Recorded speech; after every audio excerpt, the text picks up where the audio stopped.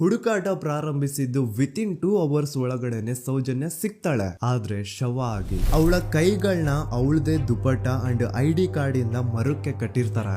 And most brutal part is ಅವಳ ಯೋನಿ, ಅವಳ ಏನಿತ್ತು ಅದ್ರ ಒಳಗಡೆ 6 ಇಂಚ್ ಮಣ್ಣು ತುಂಬಿರ್ತಾರೆ. ಓ ಬಿಡಪ್ಪ, ನಮ್ ಪೊಲೀಸ್ ಅವ್ರಿಗೆ ತಮ್ಮ ಡ್ಯೂಟಿ ಮೇಲೆ ಎಷ್ಟೊಂದು ನಿಷ್ಠೆ ಇದೆ, ಒಂದೇ ದಿನದಲ್ಲಿ ಆರೋಪಿನ ಹಿಡಿದ್ ಬಿಟ್ರಲ್ಲ ಅಂತ ಪೊಲೀಸ್ ಅವ್ರ ಮೇಲೆ ಫುಲ್ ಒಂಥರ ಹೊಗಳ್ತಾ ಇರ್ತಾರೆ.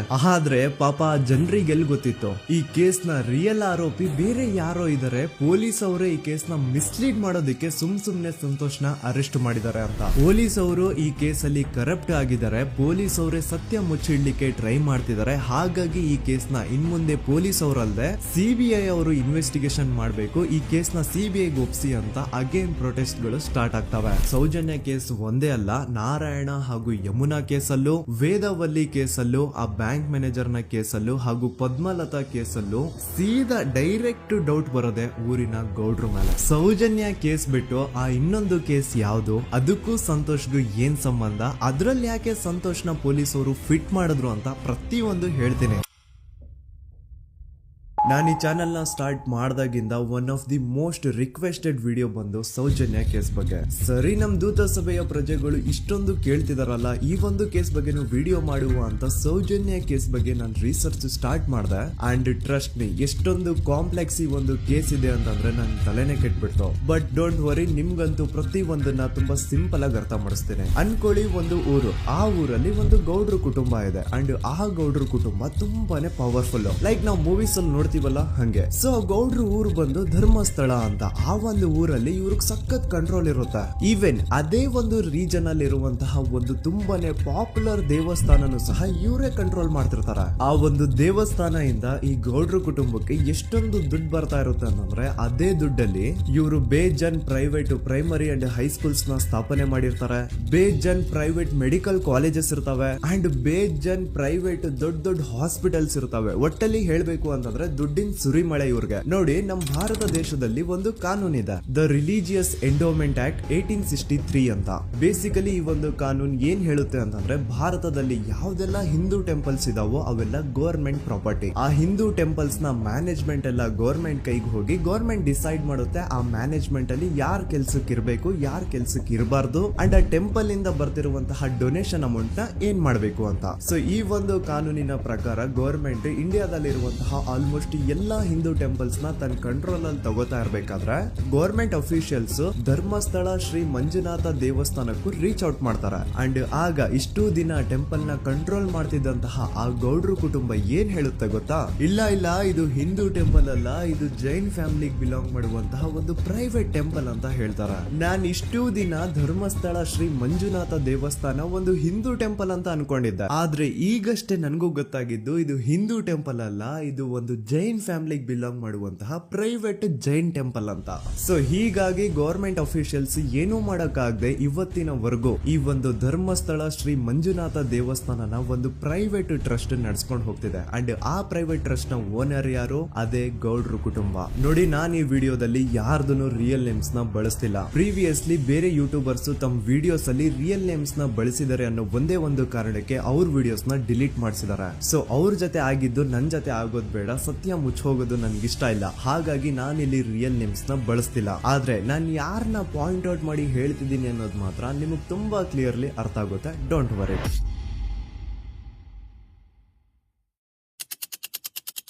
ದಿನಾಂಕ 9/10/2012. A very normal day for everyone except Soujanya. Dharmasthala ಹತ್ರ ಇರುವಂತಹ ಪಂಗಳ್ ಅನ್ನೋ ಒಂದು ಸಣ್ಣ ಹಳ್ಳಿಗೆ ಬಿಲಾಂಗ್ ಮಾಡುವಂತಹ ಸೌಜನ್ಯ ತುಂಬಾನೇ ಒಳ್ಳೆ ಹುಡುಗಿ. SDM ಕಾಲೇಜ್ ಆಫ್ ಉಜ್ರಿಯಲ್ಲಿ 2nd PUC ಓದ್ತಿದ್ದಂತಹ ಇವಳು ತುಂಬಾನೇ ಬ್ರೈಟ್ ಸ್ಟೂಡೆಂಟ್ ಕೂಡ. ಸೊ ಒಂದು ದಿನ ಅಂದ್ರೆ 9 ಅಕ್ಟೋಬರ್ 2012 ಬೆಳಿಗ್ಗೆ 7:30-8 ಗಂಟೆ ಹಾಗೆ ಆಸ್ ಯೂಶುವಲ್ ತನ್ನ ಕಾಲೇಜ್ ಹೋಗೋದಕ್ಕೆ ರೆಡಿ ಆಗ್ತಿರ್ತಾಳೆ. ಅವತ್ತು ಮಂಗಳವಾರದ ದಿನ ಅಂಡ್ ಅವತ್ತು ಲೋಕಲ್ ಫೆಸ್ಟಿವಲ್ ಬೇರೆ ಇರುತ್ತೆ, ಹೊಸ ಅಕ್ಕಿ ಅಂತ. ಈ ಒಂದು ಲೋಕಲ್ ಫೆಸ್ಟಿವಲ್ ದಿನ ಮನೆ ಒಳಗಡೆ ಏನೇ ಅಡುಗೆ ಮಾಡಿದ್ರು ಹೊಸ ಅಕ್ಕಿನೇ ಬಳಸಬೇಕು. ಸೊ ಹೊಸ ಅಕ್ಕಿ ತಂದು ಬ್ರೇಕ್ಫಾಸ್ಟ್ ನ ರೆಡಿ ಮಾಡೋಷ್ಟ್ರಲ್ಲಿ ಸೌಜನ್ಯ ಅವ್ರ ತಾಯಿ ತುಂಬಾ ಲೇಟ್ ಮಾಡ್ತಾರೆ. ಸೊ ಕಾಲೇಜ್ಗೆ ಲೇಟ್ ಆಗ್ತಿದೆ ಅಂತ ಈ ಸೌಜನ್ಯ ಟಿಫಿನ್ ಸಹ ಮಾಡದೆ ಹಾಗೆ ಹೋಗ್ತಾಳೆ. ಅವಳ ತಲೆಯಲ್ಲಿ ಏನಿತ್ತು ಅಂತಂದ್ರೆ, ಹೆಂಗೋ ಇವತ್ತು ಲೋಕಲ್ ಫೆಸ್ಟಿವಲ್ ಬೇರೆ ಇದೆ, ಹಾಗಾಗಿ ಮೇ ಬಿ ಕಾಲೇಜು ಬೇಗ ಬಿಡ್ಬೋದು, ಸೊ ಮಧ್ಯಾಹ್ನ ಡೈರೆಕ್ಟ್ ಮನೆಗೆ ಬಂದು ಊಟ ಬಿಡು ಅಂತ ಅವಳು ಅನ್ಕೊಂಡಿರ್ತಾಳೆ. ಆದ್ರೆ ಕಾಲೇಜ್ ಹೋಗಾದ್ಮೇಲೆ ಗೊತ್ತಾಗುತ್ತೆ ಅವತ್ತು ಅವಳಿಗೆ ಸ್ಪೆಷಲ್ ಕ್ಲಾಸಸ್ ಬೇರೆ ಇದೆ ಅಂತ. ಅಂತ. ಸೌಜನ್ಯ ಬ್ರೇಕ್ಫಾಸ್ಟ್ ಕೂಡ ಮಾಡಿರಲ್ಲ ಅಂಡ್ ಲಂಚ್ ಬಾಕ್ಸ್ ಕೂಡ ತಂದಿರಲ್ಲ. ಹಾಗಾಗಿ ಲಂಚ್ ಟೈಮ್ ಅಲ್ಲಿ ಸೌಜನ್ಯನ ಒಬ್ಳು ಫ್ರೆಂಡ್ ಜಾನ್ವಿ ತಾನ್ ತಂದಿರುವಂತಹ ಲಂಚ್ ಬಾಕ್ಸ್ ಅಲ್ಲಿ ಒಂದಿಷ್ಟು ಲಂಚ್ ನ ಆಫರ್ ಮಾಡ್ತಾಳ. ಆದ್ರೆ ಸೌಜನ್ಯ ಪರವಾಗಿಲ್ಲ ನೀನ್ ತಿನ್ನು, ನಾನ್ ಮನೆಗೆ ಹೋಗ್ಬಿಟ್ಟು ಊಟ ಮಾಡ್ಕೊಂತೀನಿ ಅಂತ ಹೇಳ್ತಾಳ. ಸುಮಾರು ಮಧ್ಯಾಹ್ನದ 3:45ಕ್ಕೆ ಕಾಲೇಜ್ ಬಿಡುತ್ತೆ. ಸೌಜನ್ಯ ಕಾಲೇಜ್ ಇಂದ ಬಸ್ ಅಲ್ಲಿ ಬಂದು ನೇತ್ರಾವತಿ ಬಸ್ ಸ್ಟಾಪ್ ಹತ್ರ ಇಳ್ಕೋತಾಳ. ಅವಳ ಜೊತೆ ಅವಳ ಕ್ಲಾಸ್ ಮೇಟ್ಸ್ ಅಂಡ್ ಫ್ರೆಂಡ್ಸ್ ಎಲ್ಲ ಇರ್ತಾರೆ. ಸೊ ಅವ್ರಿಗೆಲ್ಲ ಬಾಯ್ ಹೇಳ್ಬಿಟ್ಟು ಸೌಜನ್ಯ ತನ್ನ ಮನೆ ಕಡೆಗೆ ಹೊರಡ್ತಾಳ. ನೇತ್ರಾವತಿ ಬಸ್ ಸ್ಟಾಪ್ ಇಂದ ಸೌಜನ್ಯ ಮನೆಗೆ 20 ಮಿನಿಟ್ಸ್ ನ ವಾಕ್ ಇರುತ್ತೆ. ಮ್ಯಾಕ್ಸ್ ಟು ಮ್ಯಾಕ್ಸ್ 30 ಮಿನಿಟ್ ಹಿಡಿಬಹುದು. ಸೊ ಸೌಜನ್ಯ ನಡ್ಕೊಂಡು ಮನೆ ಕಡೆಗೆ ಹೋಗ್ತಾ ಇರ್ತಾಳೆ. ಒಂದ್ ಸ್ವಲ್ಪ ದೂರದಲ್ಲಿ ಪ್ರಕೃತಿ ಹಾಸ್ಪಿಟಲ್ ಅಂತ ಒಂದಿರುತ್ತೆ. ಅಲ್ಲಿನ ಸೆಕ್ಯೂರಿಟಿ ಗಾರ್ಡ್ ಸೌಜನ್ಯ ನಡ್ಕೊಂಡು ಹೋಗ್ತಾ ಇರೋದನ್ನ ನೋಡ್ತಾನೆ ಕೂಡ. ನಂತರ ಸೌಜನ್ಯ ಒಂದು 10 ನಿಮಿಷ ಹಂಗೆ ಮುಂದೆ ನಡ್ಕೊಂಡು ಹೋಗಾದ್ಮೇಲೆ ಸೌಜನ್ಯಗೆ ತನ್ನ ಮಾವ ಸಿಗ್ತಾರ.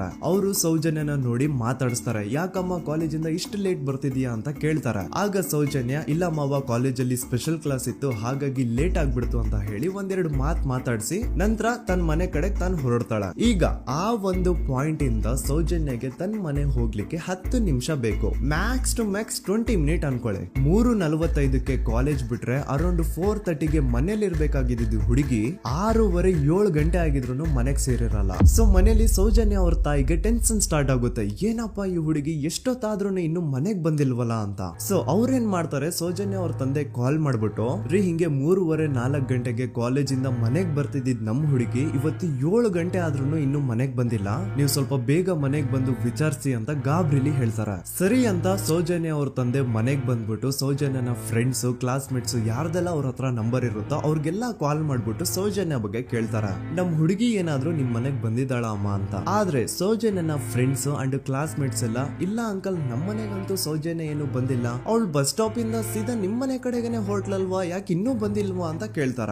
ಆಗ ಸೌಜನ್ಯ ಅವ್ರ ತಂದೆ ಇಲ್ಲಮ್ಮ ಬಂದಿಲ್ಲ ಹಾಗಾಗಿನೇ ಕಾಲ್ ಮಾಡಿರೋದು ಅಂತ ಹೇಳಿ ಕಾಲ್ ಕಟ್ ಮಾಡ್ತಾರ. ದೆನ್ ಸೌಜನ್ಯ ಅವ್ರ ತಂದೆ ಸೌಜನ್ಯ ಅವ್ರ ಮಾವ ಕಾಲ್ ಮಾಡ್ತಾರ. ಅಳಿಯ ಎಲ್ಲಿದ್ಯಾ, ನನ್ ಮಗಳು ಇನ್ನು ಮನೆಗ್ ಬಂದಿಲ್ಲ, ನೀನೇನಾದ್ರೂ ಅವಳನ್ನ ನೋಡ್ದ ಅಂತ ಕೇಳ್ತಾರ. ಆ ಕಡೆಯಿಂದ ಅವರು ಸೌಜನ್ಯನ ಮಾವ ಹೇಳ್ತಾರೆ, ಹ್ಞೂ ನಾನ್ ನೋಡ್ದೆ, 4:15 ಹಾಗೆ ಆ ಹುಡುಗಿ ಕಾಲೇಜಿಂದ ಬರ್ಬೇಕಾದ್ರೆ ನನಗ್ ಕಾಣಿಸಿದ್ಲು, ನಾನ್ ಸ್ವಲ್ಪ ಮಾತಾಡ್ದೆ ಅವಳ ಹತ್ರ, ಅದಾದ್ಮೇಲೆ ಅವಳು ಮನೆ ಕಡೆ ಹೋದ್ಲಲ್ಲ, ಯಾಕೆ ಇನ್ನೂ ಬಂದಿಲ್ವಾ ಅಂತ ಅವರೇ ಉಲ್ಟಾ ಕ್ವಶನ್ ಕೇಳ್ತಾರ. ಈ ಕಡೆ ಸೌಜನ್ಯ ಅವ್ರ ತಂದೆ ಇಲ್ಲ 7 ಗಂಟೆ ಆದ್ರೂ ಮಗು ಇನ್ನು ಮನೆಗ್ ಬಂದಿಲ್ಲ, ನಮ್ಗೆ ಯಾಕೋ ತುಂಬಾ ಗಾಬರಿ ಆಗ್ತಿದೆ, ನೀನೊಂದ್ ಕೆಲ್ಸ ಮಾಡು ನಮ್ಮವ್ರನ್ನೆಲ್ಲ ಸೇರ್ಸು ಎಲ್ರೂ ಸೇರಿ ಹುಡುಕುವ ಅವಳನ್ನ ಅಂತ ಸುಮಾರು ರಾತ್ರಿ 7 ಗಂಟೆಯಿಂದ ಹಿಡಿದು 11 ಗಂಟೆವರೆಗೂ ಸೌಜನ್ಯನ ಮನೆಯವರು ಅಂಡ್ ಊರಿನ ಜನ 200-300 ಜನ ಸೇರ್ಕೊಂಡು ಸೌಜನ್ಯನ ಹುಡುಕ್ತಾರೆ. ಆದ್ರೆ ಸೌಜನ್ಯನ ಒಂದು ಸುಳಿವು ಸಿಗಲ್ಲ. ಸೊ ಕೊನೆಗೆ ಸಹಾಯ ಕೇಳ್ತಾ ರಾತ್ರಿ 11 ಗಂಟೆ ಹಾಗೆ ಸೌಜನ್ಯನ ತಂದೆ ತಾಯಿ ಅಂಡ್ ಊರಿನ ಜನ ಎಲ್ಲ ಬೆಳ್ತಂಗಡಿ ಪೊಲೀಸ್ ಸ್ಟೇಷನ್ ಹತ್ರ ಹೋಗ್ತಾರ. ಅಲ್ಲಿ ಪೊಲೀಸ್ ಅವ್ರ ಹತ್ರ ಕಾಲೇಜ್ ಹೋಗಿದ್ ನಮ್ ಹುಡುಗಿ ಇಷ್ಟೊತ್ತಾದ್ರೂ ಇನ್ನು ಮನೆಗ್ ಬಂದಿಲ್ಲ, ಎಷ್ಟು ಹುಡುಕಿದ್ರು ಸಿಗ್ತಾ ಇಲ್ಲ, ಸೊ ಪ್ಲೀಸ್ ಒಂದು ಮಿಸ್ಸಿಂಗ್ ರಿಪೋರ್ಟ್ ನ ಫೈಲ್ ಮಾಡಿ ನಮ್ ಹುಡುಗಿನ ಹುಡುಕೊಡಿ ಅಂತ ಕೇಳ್ಕೊತಾರ.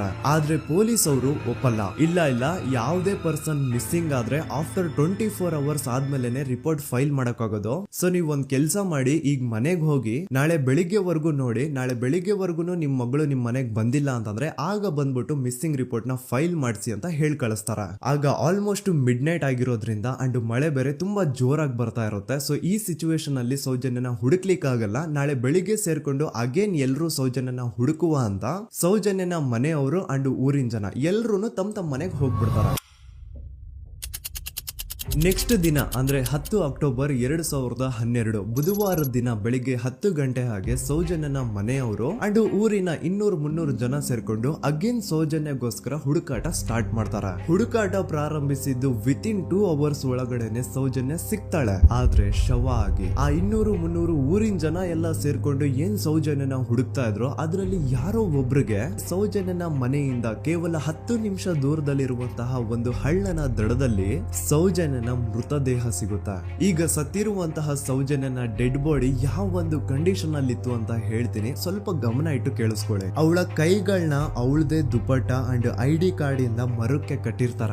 ಅವಳ ಬಾಡಿ ಎಲ್ಲ ನೇಕೆಡ್ ಇರುತ್ತೆ, ಮೈ ಮೇಲೆ ಸರಿಯಾದ ಬಟ್ಟೆ ಇರಲ್ಲ, ಮೈ ಮೇಲೆ ಮಲ್ಟಿಪಲ್ ಕಟ್ ಮಾರ್ಕ್ಸ್ ಇರುತ್ತೆ, ತುಂಬಾ ಜೋರಾಗಿ ಹೊಡೆದಿರುವಂತಹ ಗಾಯಗಳು ಮೈ ಮೇಲೆ ಎದ್ದು ಕಾಣಿಸ್ತಿರ್ತವೆ. ಅವಳ ರಿಪ್ಸ್ ಎದೆ ಭಾಗದ ಮೂಳೆಗಳೆಲ್ಲ ಮುರಿದು ಹೋಗ್ಬಿಟ್ಟಿರ್ತವೆ. And most brutal part is ಅವಳ ಯೋನಿ, ಅವಳ ಏನಿತ್ತು ಅದ್ರ ಒಳಗಡೆ 6 ಇಂಚ್ ಮಣ್ಣು ತುಂಬಿರ್ತಾರೆ. ಆ ಬಾಡಿ ಕಂಡೀಷನ್ ನ ನೋಡಿದಾದ್ಮೇಲೆ ಒಂದಂತೂ ತುಂಬಾ ಕ್ಲಿಯರ್ ಆಗಿ ಅರ್ಥ ಆಗುತ್ತೆ, ಅವಳನ್ನ ಯಾರೋ ತುಂಬಾ ಫೋರ್ಸ್ಫುಲಿ ಮಾಡಿ ನಂತರ ನಿರ್ದಯವಾಗಿ ಸಾಯಿಸಿದ್ದಾರೆ ಅಂತ. ಇಲ್ಲಿ ಕ್ರಿಮಿನಲ್ಸ್ ನ ಬುದ್ಧಿವಂತಿಕೆ ನೋಡಿ ಪೊಲೀಸ್ ಅವ್ರಿಗೆ ಏನೂ ಸುಳಿವು ಸಿಗ್ಬಾರ್ದು ಅಂತ ಅವಳ ಯೋನಿ ಒಳಗಡೆ 6 ಇಂಚ್ ಅಷ್ಟು ಮಣ್ಣು ತುಂಬ ಹೋಗಿರ್ತಾರೆ. ಸೊ ದೆನ್ ಪೊಲೀಸ್ ಅವ್ರಿಗೆ ವಿಷಯ ಗೊತ್ತಾಗುತ್ತೆ. ಅವರು ಸ್ಪಾಟ್ ಗೆ ಬಂದು ಸೌಜನ್ಯನ ಬಾಡಿನ ರಿಕವರ್ ಮಾಡಿ ಆ ಒಂದು ಸ್ಪಾಟ್ ನ ಕಂಪ್ಲೀಟ್ ಸೀಸ್ ಮಾಡ್ತಾರೆ.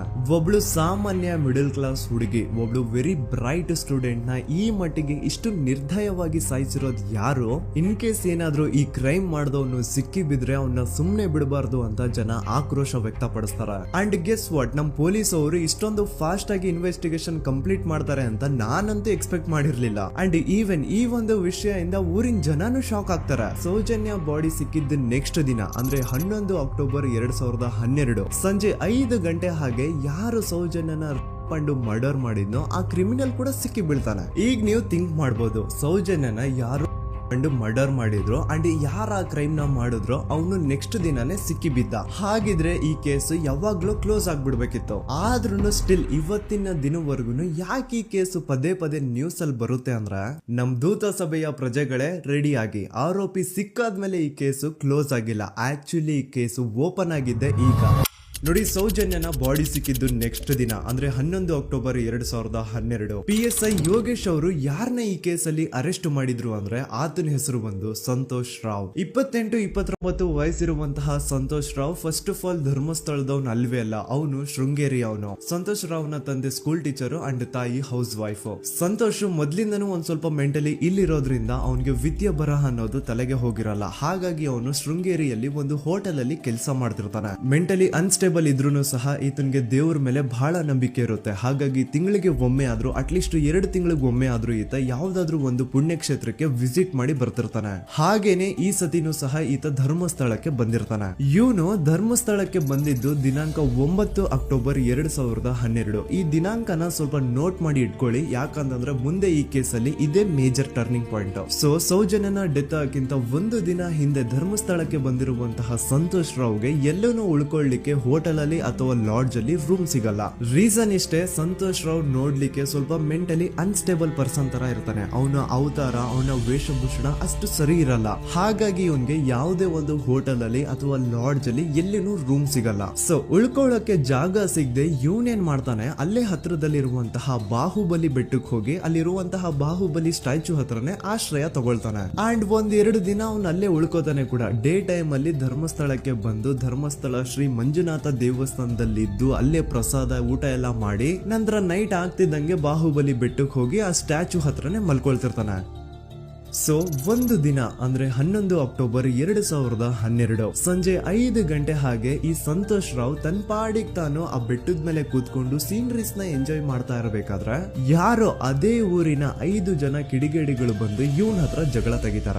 ಈ 5 ಜನ ಯಾರು ಅಂತ ನಂತರ ಹೇಳ್ತೇನೆ. ಸೊ ಈ 5 ಜನ ಕಿಡಿಗೇಡಿಗಳು ಸಂತೋಷ್ ರಾವ್ ಹತ್ರ ಜಗಳ ತೆಗೆದು ಅವನ್ನ ಅವಾಚ್ಯ ಶಬ್ದಗಳಿಂದ ಬೈದು ಅವನ್ನ ಹೊಡೆದು, ಅಷ್ಟೇ ಸಾಲದೆ ಆ 5 ಜನ ಸಂತೋಷ್ ರಾವ್ನ ಪೊಲೀಸ್ ಸ್ಟೇಷನ್ಗೆ ಎಳ್ಕೊಂಡ್ ಬಂದು ಇವನು ನಾವು ಬಾಹುಬಲಿ ಬೆಟ್ಟಕ್ಕೆ ಅಂತ ಹೋಗಿದ್ರೆ ಅಲ್ಲಿ ನಮ್ಮ ಮೇಲೆ ಅಟ್ಯಾಕ್ ಮಾಡ್ದ, ಇವ್ನು ನೋಡ್ಲಿಕ್ಕೂ ಸಹ ಒಳ್ಳೆ ಸೈಕೋ ಕಿಲ್ಲರ್ ಇದ್ದಂಗಿದಾನೆ, ನಮ್ಗೆ ಯಾಕೋ ನಿನ್ನೆ ನಮ್ಮೂರಲ್ಲಿ ನಡೆದಿರುವಂತಹ ಘಟನೆ ಆ ಸೌಜನ್ಯನ ಪಂಡು ಮರ್ಡರ್ ಇವನೇ ಮಾಡಿದಾನೆ ಅಂತ ಡೌಟ್ ಬರ್ತಿದೆ ಅಂತ ಆ 5 ಜನ ಕಿಡಿಗೇಡಿಗಳು ಸಂತೋಷ್ ರಾವ್ನ ಪೊಲೀಸ್ ಅವ್ರ ಹತ್ರ ಹಾಕೊಡ್ತಾರ. ಅಂಡ್ ಪೊಲೀಸ್ ಅವರು ಕೂಡ ಎಂತವ್ರು ನೋಡಿ, ಯಾರೋ 5 ಜನ ಕಿಡಿಗೇಡಿಗಳು ಬಂದು ಇವನೇ ಕೊಲೆ ಮಾಡಿದಾನೆ ಅಂತ ಹೇಳಿದ ತಕ್ಷಣ ಹಿಂದೆ ಮುಂದೆ ಕ್ರಾಸ್ ಚೆಕ್ ಮಾಡದೆ ಸಂತೋಷ್ ರಾವ್ನ ಅರೆಸ್ಟ್ ಮಾಡಿ ಸೌಜನ್ಯ ಕೇಸ್ ನ ಆರೋಪಿ ಸಿಕ್ಕಿದಾನೆ ಅಂತ ಎಲ್ಲಾ ಕಡೆ ಘೋಷಣೆ ಮಾಡ್ಬಿಡ್ತಾರ. ಜನರಿಗೆ ಈ ಕಡೆ ಒಂಥರ ನೆಮ್ಮದಿ, ಓ ಬಿಡಪ್ಪ ನಮ್ ಪೊಲೀಸ್ ಅವ್ರಿಗೆ ತಮ್ಮ ಡ್ಯೂಟಿ ಮೇಲೆ ಎಷ್ಟೊಂದು ನಿಷ್ಠೆ ಇದೆ, ಒಂದೇ ದಿನದಲ್ಲಿ ಆರೋಪಿನ ಹಿಡಿದ್ಬಿಟ್ರಲ್ಲ ಅಂತ ಪೊಲೀಸ್ ಅವ್ರ ಮೇಲೆ ಫುಲ್ ಒಂಥರ ಹೊಗಳ್ತಾ ಇರ್ತಾರೆ. ಆದ್ರೆ ಪಾಪ ಜನರಿಗೆ ಎಲ್ಲಿ ಗೊತ್ತಿತ್ತು ಈ ಕೇಸ್ ನ ರಿಯಲ್ ಆರೋಪಿ ಬೇರೆ ಯಾರೋ ಇದಾರೆ, ಪೊಲೀಸ್ ಅವರೇ ಈ ಕೇಸ್ ನ ಮಿಸ್ಲೀಡ್ ಮಾಡೋದಕ್ಕೆ ಸುಮ್ನೆ ಸಂತೋಷ್ ನ ಅರೆಸ್ಟ್ ಮಾಡಿದ್ದಾರೆ ಅಂತ. ಸೊ ಸಂತೋಷ್ ರಾವ್ ಒಂದು ಹುಡುಗಿಯ ರೇಪ್ ಅಂಡ್ ಮರ್ಡರ್ ಕೇಸ್ ಅಲ್ಲಿ ಅರೆಸ್ಟ್ ಆಗಿದ್ದಾನೆ ಅನ್ನೋ ವಿಷಯ ಸಂತೋಷ್ ನ ತಾಯಿಗೆ ಗೊತ್ತಾದಾಗ ಅವ್ರ ಪಾಪ ನೋವಲ್ಲಿ ಕುರ್ಗಿ ಸಾಯ್ತಾರ. ಅಂಡ್ ಇನ್ನು ಅವ್ರ ತಂದೆ ಒಂದು ಕಡೆ ಪಾಪ ಹೆಂಡತಿನ ಕಳ್ಕೊಂಡಿರುವಂತಹ ನೋವು, ಇನ್ನೊಂದು ಕಡೆ ಮಗ ನೋಡಿದ್ರೆ ಯಾವ್ದೋ ಫಾಲ್ಸ್ ಕೇಸ್ ಅಲ್ಲಿ ಅರೆಸ್ಟ್ ಆಗಿದ್ದಾನೆ. ಈ ಕಡೆ ಕೇಸ್ ನ ಇನ್ವೆಸ್ಟಿಗೇಷನ್ ನಡೀತಾ ಇದೆ. ಅಂಡ್ ಇಲ್ಲಿ ನಾನು PSI ಯೋಗೇಶ್ ಅವ್ರ ಬಗ್ಗೆ ಅಂತೂ ಮೆನ್ಷನ್ ಮಾಡ್ಲೇಬೇಕು. ಈ ಪೊಲೀಸ್ ಆಫೀಸರು ಗೊತ್ತಿದ್ದು ಈ ತಪ್ಪನ ಮಾಡಿದ್ರು ಅಥವಾ ಗೊತ್ತಿಲ್ದೇನೆ ಈ ತಪ್ಪನ ಮಾಡಿದ್ರು ನನ್ಗಂತೂ ಗೊತ್ತಿಲ್ಲ. ಸೊ ಇವ್ರು ಏನ್ ಮಾಡ್ತಾರೆ ಅಂತಂದ್ರೆ, ಸೌಜನ್ಯನ ಬಾಡಿನ ಪೋಸ್ಟ್ ಮಾರ್ಟಮ್ ಗೆ ಕಳಿಸಿದಾಗ ಡಾಕ್ಟರ್ಸ್ ಹಂಗೋ ಹಿಂಗೋ ಮಾಡಿ ಇಂದ ಕೆಲವೊಂದು ಸ್ಪರ್ಮ್ ನ ಸ್ಯಾಂಪಲ್ಸ್ ಕಲೆಕ್ಟ್ ಮಾಡ್ತಾರೆ. ಅದನ್ನ ಅವರು PSI ಯೋಗೇಶ್ ಗೆ ಕೊಟ್ಟು ಇದನ್ನ ವಿತಿನ್ 72 ಅವರ್ಸ್ ಒಳಗಡೆ ಇನ್ನೊಂದು ಲ್ಯಾಬ್ ಗೆ ಸಬ್ಮಿಟ್ ಮಾಡಿ ಅಂತ ತುಂಬಾ ಕ್ಲಿಯರ್ ಆಗಿ ಹೇಳ್ತಾರೆ. ಆದ್ರೆ PSI ಯೋಗೇಶ್ ಆ ಸ್ಪರ್ಮ್ ಸ್ಯಾಂಪಲ್ಸ್ ನ ವಿತಿನ್ 72 ಅವರ್ಸ್ ಒಳಗಡೆ ಲ್ಯಾಬ್ ಕಳ್ಸೋದಿರ್ಲಿ, ಅದನ್ನ 12 ದಿನ ಆದ್ಮೇಲೆ ಲ್ಯಾಬ್ ಕಳಿಸ್ತಾರೆ. ಅಷ್ಟೊತ್ತಿಗೆ ಆಲ್ರೆಡಿ ಆ ಸ್ಪರ್ಮ್ ಸ್ಯಾಂಪಲ್ಸ್ ಗೆಲ್ಲ ಫಂಗಸ್ ಹಿಡಿದು ಅದು ಅನ್ಫಿಟ್ ಫಾರ್ ಟೆಸ್ಟಿಂಗ್ ಅಂತ ಬರುತ್ತೆ. ಈಗ ನೀವೇ ಹೇಳಿ, ಎಂತ ಡಂಬೆಸ್ಟ್ ಪರ್ಸನ್ ಪೊಲೀಸ್ ಆಫೀಸರ್ ಆಗಿದ್ರು ಅವನ ಹತ್ರ ಒಂದು ಮರ್ಡರ್ ಕೇಸ್ ಬಂದಾಗ ಅವನ ಹತ್ರ ಇರೋ ಮೇನ್ ಸಾಕ್ಷಿನೇ, ಮೇನ್ ಎವಿಡೆನ್ಸ್ ಆ ಹುಡುಗಿಯ ಇಂದ ಕಲೆಕ್ಟ್ ಆಗುವಂತಹ ಸ್ಪರ್ಮ್ ಸ್ಯಾಂಪಲ್ಸ್. ಸೊ ಅದನ್ನ ಮೊದಲು ಲ್ಯಾಬ್ ಕಳಿಸಿ ಅದನ್ನ ಐಡೆಂಟಿಫೈ ಮಾಡೋದು ಪೊಲೀಸ್ ಅವರ ಫಸ್ಟ್ ಡ್ಯೂಟಿ. ಆದ್ರೆ ಇಲ್ಲಿ PSI ಯೋಗೇಶ್ ಅವರು ಇದನ್ನೇ ಮರ್ತು ಹೋದ್ರು ಅಂತ ನೋಡಿ. ಯಾವುದೇ ಒಂದು ಕೇಸ್ ಅಲ್ಲಿ ಪೊಲೀಸ್ ಅವರು ಆದಷ್ಟು ಎವಿಡೆನ್ಸ್ ನ ಕಲೆಕ್ಟ್ ಮಾಡೋದಕ್ಕೆ ಟ್ರೈ ಮಾಡ್ತಾರೆ. ಆದ್ರೆ ಈ ಒಂದು ಕೇಸ್ ಅಲ್ಲಿ ಮಾತ್ರ ಪೊಲೀಸ್ ಅವರು ಎವಿಡೆನ್ಸ್ ನ ಕಲೆಕ್ಟ್ ಮಾಡೋ ಬದಲಾಗಿ ಎವಿಡೆನ್ಸ್ ನ ಡಿಸ್ಟ್ರಾಯ್ ಮಾಡೋದ್ರಲ್ಲಿ ಮುಂದೆ ಇದ್ರು. ಅಷ್ಟೇ ಅಲ್ಲದೆ ಈ ಪೊಲೀಸ್ ಆಫೀಸರ್ ಸೇರ್ಕೊಂಡು ಸಂತೋಷ್ ರಾವ್ಗೆ ಸೆಲ್ ಅಲ್ಲಿ ಎಂತ ಟಾರ್ಚರ್, ಎಂತ ಹಿಂಸೆ ಕೊಡ್ತಾರೆ ಅಂದ್ರೆ ನೆನ್ಸ್ಕೊಂಡ್ರೆ ಮೈ ಜುಮ್ ಅನ್ನುತ್ತ. ಹೊಡಿಯೋದು, ಕೆಟ್ಟದಾಗ ಬೈಯೋದು, ಇದೆಲ್ಲ common. Most brutal parties Santosh ರಾವ್ನ ಪ್ಯಾಂಟ್ ಬಿಚ್ಚಿ ಅವನ ಪ್ರೈವೇಟ್ ಪಾರ್ಟ್ ಮೇಲೆ ಬಿಸಿ ಬಿಸಿ ಕುದೀತಾ ಇರುವಂತಹ ನೀರ್ ಚಲ್ತಾರ. ಈ ಕ್ರೈಮ್ ನೀನೇ ಮಾಡಿದ್ಯಾ ಅಂತ ಒಪ್ಕೋ, ಇಲ್ಲ ಅಂತಂದ್ರೆ ನಿನ್ನ ಸೆಲ್ ಒಳಗಡೆನೆ ಸಾಯಿಸ್ಬಿಡ್ತೀವಿ, ನಿನ್ನ ತಂದೆ ತಾಯಿ ಎಲ್ರು ಸಾಯಿಸ್ಬಿಡ್ತೀವಿ ಅಂತ ಬ್ಲಾಕ್ ಮೇಲ್ ಮಾಡ್ತಾರ. ನೋಡಿ, ಸಂತೋಷ್ ರಾವ್ ಜಾಗದಲ್ಲಿ ನನ್ನಂತ ನಿಮ್ಮಂತ ನಾರ್ಮಲ್ ಪರ್ಸನ್ ಯಾರಾದ್ರೂ ಇದ್ದಿದ್ರೆ ಪೊಲೀಸ್ ಅವರು ಕೊಡ್ತಿರುವಂತಹ ಹಿಂಸೆನ ತಡ್ಕೊಳಕ್ಕಾಗದೆ ಆ ಕ್ರೈಮ್ ಮಾಡಿಲ್ಲ ಅಂದ್ರೂ ಮಾಡಿದೀನಿ ಅಂತ ಒಪ್ಕೊಬಿಡ್ತಾ ಇದ್ವಿ. ಆದ್ರೆ ಸಂತೋಷ್ ರಾವ್ ಮೆಂಟಲಿ ಇಲ್ಲಿರೋದೇ ಅವನ್ಗೆ ಅಡ್ವಾಂಟೇಜ್ ಆಗೋಯ್ತು. ಪೊಲೀಸ್ಗಳು ಸಂತೋಷ್ ರಾವ್ಗೆ ಎಷ್ಟೇ ಹೊಡೆದ್ರು, ಎಷ್ಟೇ ಬೈದ್ರು, ಎಷ್ಟೇ ಬ್ಲಾಕ್ ಮೇಲ್ ಮಾಡಿದ್ರು ಸಂತೋಷ್ ರಾವ್ ಬಾಯಲ್ಲಿ ನಾನ್ ಈ ಕ್ರೈಮ್ ನ ಮಾಡಿಲ್ಲ ಅಂತಾನೆ ಬರುತ್ತೆ ಹೊರತು ಆ ಕ್ರೈಮ್ ನ ಅವನು ಒಪ್ಕೊಳ್ಳೋದೇ ಇಲ್ಲ. ದೆನ್ ಕೋರ್ಟ್ ಟ್ರಯಲ್ಸ್ ಸ್ಟಾರ್ಟ್ ಆಗುತ್ತೆ. ಈ ಕ್ರೈಮ್ ನ ಸಂತೋಷೇ ಮಾಡಿದಾನೆ ಅಂತ ಸೌಜನ್ಯ ಕಡೆಯ ಲಾಯರ್ ವಾದ ಮಾಡ್ತಾನೆ. ಅದಕ್ಕೆ ಆಪೋಸಿಟ್ ಆಗಿ ಸಂತೋಷ್ ರಾವ್ ಕಡೆಯಿಂದ ಒಬ್ರು ಲಾಯರ್ ಇಲ್ಲ, ಸಂತೋಷ್ ರಾವ್ ಈ ಕ್ರೈಮ್ ನ ಮಾಡ್ಲಿಕ್ಕೆ ಸಾಧ್ಯನೇ ಇಲ್ಲ ಅಂತ ವಾದ ಮಾಡ್ತಿರ್ತಾರೆ. ಅಂಡ್ ಕೋರ್ಟ್ ಇಂದ ಆಚೆಗಡೆ ಸಂತೋಷ್ ರಾವ್ ನ ಅಗೇನ್ಸ್ಟ್ ಸ್ಟೂಡೆಂಟ್ಸ್ ಪ್ರೊಟೆಸ್ಟ್ ನಡೆಯುತ್ತೆ, ಪಬ್ಲಿಕ್ ಪ್ರೊಟೆಸ್ಟ್ ನಡೆಯುತ್ತೆ. ಅರೆಸ್ಟ್ ಆಗಿರುವಂತಹ ಸಂತೋಷ್ ರಾವ್ಗೆ ಗಲ್ಲಿಗೇರಿಸ್ರಿ ಅಂತ ಅವ್ರು ಡಿಮ್ಯಾಂಡ್ ಮಾಡ್ತಿರ್ತಾರೆ. ಸೊ ಹೀಗೆ ಒಂದು 2-3 ವರ್ಷ ಕಳೆದು ಹೋಗುತ್ತೆ. ನಂತರ ಒಂದು ಕೋರ್ಟ್ ಟ್ರಯಲ್ ಅಲ್ಲಿ ಸಂತೋಷ್ ರಾವ್ ಪರವಾಗಿ ಹೋರಾಡ್ತಿದ್ದಂತಹ ಲಾಯರ್ ಯಾಕೆ ಈ ಕೇಸ್ ಅಲ್ಲಿ ಸಂತೋಷ್ ಆರೋಪಿ ಅಲ್ಲ ಅಂತ ಪ್ರೂವ್ ಮಾಡ್ಲಿಕ್ಕೆ ಕೆಲವೊಂದು ಪಾಯಿಂಟ್ಸ್ ನ ಮುಂದೆ ಇಡ್ತಾರೆ. ಅದೇನಂತಂದ್ರೆ, ಮೊದಲನೇದಾಗಿ ಸಂತೋಷ್ ರಾವ್ ಈ ಕ್ರೈಮ್ ನ ಮಾಡಿದಾನೆ ಅಂತ ಒಬ್ರು ಒಂದೂನು ಐ ವಿಟ್ನೆಸ್ ಇರಲ್ಲ. ಇನ್ನೊಂದೇನು ಅಂತಂದ್ರೆ, ಯಾವೊಂದು ಕಂಡೀಷನ್ ಅಲ್ಲಿ, ಯಾವೊಂದು ಬ್ರೂಟಲ್ ಕಂಡೀಷನ್ ಅಲ್ಲಿ ಸೌಜನ್ಯನ ಬಾಡಿ ಸಿಕ್ಕಿತ್ತೋ ಅದನ್ನ ಗಮನದಲ್ಲಿಟ್ಕೊಂಡು ಸ್ವಲ್ಪ ಪ್ರಾಕ್ಟಿಕಲ್ ಆಗಿ ಥಿಂಕ್ ಮಾಡಿದ್ರೆ ಆ ಒಂದು ಭೀಕರ ಕ್ರೈಮ್ ನ ಒಬ್ನೇ ಮಾಡ್ಲಿಕ್ಕೆ ಸಾಧ್ಯನೇ ಇಲ್ಲ. ಇನ್ನೊಂದು ಪಾಯಿಂಟ್ ಏನು ಅಂತಂದ್ರೆ, ಸೌಜನ್ಯನ ಇಂದ ಪೊಲೀಸ್ ಅವ್ರಿಗೆ ಯಾವುದೇ ಸ್ಪರ್ಮ್ ಸ್ಯಾಂಪಲ್ ಸಿಗ್ಬಾರ್ದು ಅಂತ 6 ಇಂಚು ಅಷ್ಟು ಮಣ್ಣು ಹಾಕಿರ್ತಾರ. ಸೊ ಈಗ ನೀವೇ ಹೇಳಿ, ಮೆಂಟಲಿ ಇಲ್ಲಿರುವಂತಹ ಪರ್ಸನ್ಗೆ ಇಷ್ಟೊಂದು ಬುದ್ಧಿವಂತಿಕೆ ಇರುತ್ತಾ ಅನ್ಕೊಳ್ಳಿ. ಅಷ್ಟೊಂದು ಬುದ್ಧಿವಂತಿಕೆ ಅವ್ನಿಗಿದ್ರೂನು ಆ ಕ್ರೈಮ್ ಮಾಡಾದ್ಮೇಲೆ ಅವನ ಆ ಊರಿಂದ ಓಡ್ ಹೋಗ್ಬೋದಾಗಿತ್ತು. ಆದ್ರೆ ಮತ್ತ್ಯಾಕೆ ಅವನು ಅದೇ ಊರಲ್ಲೇ ಇರ್ತಾನೆ. ಅಂಡ್ ಸೌಜನ್ಯ ಕೊನೆಯದಾಗಿ ಪ್ರಕೃತಿ ಹಾಸ್ಪಿಟಲ್ ಮುಂದ್ಗಡೆಯಿಂದ ನಡ್ಕೊಂಡು ಹೋಗ್ತಾ ಇರ್ಬೇಕಾದ್ರೆ ಆ ಪ್ರಕೃತಿ ಹಾಸ್ಪಿಟಲ್ ನ ಸೆಕ್ಯೂರಿಟಿ ಗಾರ್ಡ್ ನೋಡ್ತಾನೆ. ಅಂಡ್ ಪ್ರಕೃತಿ ಹಾಸ್ಪಿಟಲ್ ನ ಆಚೆಗಡೆ CCTV ಕ್ಯಾಮರಾನು ಇರುತ್ತೆ. ಸಡನ್ಲಿ ಆ CCTV ಫುಟೇಜ್ ಕೂಡ ಕಾಣೆ ಆಗ್ಬಿಡುತ್ತಾ. ಇನ್ನೊಂದೇನು ಅಂತಂದ್ರೆ, ಸೌಜನ್ಯನ ಮರ್ಡರ್ ಆಗಿದ್ದು ನೆಕ್ಸ್ಟ್ ದಿನಾನೇ ಪೊಲೀಸ್ ಅವರು ಆರೋಪಿನ ಹಿಡಿದ್ರು. ಸೊ ಹಾಗಿದ್ದಾಗ ಆ ಕಲೆಕ್ಟ್ ಮಾಡಿರುವಂತಹ ಸ್ಪರ್ಮ್ ಸ್ಯಾಂಪಲ್ಸ್ ನ ಲ್ಯಾಬ್ ಗೆ ಕಳಿಸಿ ಇವನೇ ಆರೋಪಿ ಅಂತ ಕನ್ಫರ್ಮ್ ಮಾಡೋ ಬದಲಾಗಿ ಯಾಕೆ ಪೊಲೀಸ್ ಅವರು ಆ ಸ್ಪರ್ಮ್ ಸ್ಯಾಂಪಲ್ಸ್ ನ ತಮ್ಮ ಹತ್ರನೇ ಇಟ್ಕೊಂಡು 12 ದಿನವರೆಗೂ ಅದಕ್ಕೆ ಫಂಗಸ್ ಹಿಡಿಯೋವರೆಗೂ ಕಾದು ಆಮೇಲೆ ಅದನ್ನ ಲ್ಯಾಬ್ ಕಳಿಸಿದ್ರು. ಅಂಡ್ ಮೇನ್ ಇಂಪಾರ್ಟೆಂಟ್ ಆಗಿ ಸಂತೋಷ್ ರಾವ್ಗೆ ಒಂದು ಗುಪ್ತ ರೋಗ ಇರುತ್ತೆ, ಅದೇ ಫಿಮೋಸಿಸ್ ಅಂತ. ಈ ಕಾಯಿಲೆ ಏನು ಅಂತ ನಾನು ಈ ವಿಡಿಯೋದಲ್ಲಿ ಡೀಟೇಲ್ಡ್ ಆಗಿ ಎಕ್ಸ್ಪ್ಲೇನ್ ಮಾಡ್ಲಿಕ್ಕೆ ಆಗಲ್ಲ. ಜಸ್ಟ್ ತಿಳ್ಕೊಳ್ಳಿ, ಈ ಒಂದು ಕಾಯಿಲೆ ಇರೋರು ಇಂಟಿಮಸಿ ಮಾಡ್ಲಿಕ್ಕೆ ಆಗಲ್ಲ. ಇನ್ ಕೇಸ್ ಮಾಡಿದ್ರು ಅವರು ಸುಖ ಅಲ್ಲ ನರಕ ಕಾಣ್ತಾರ.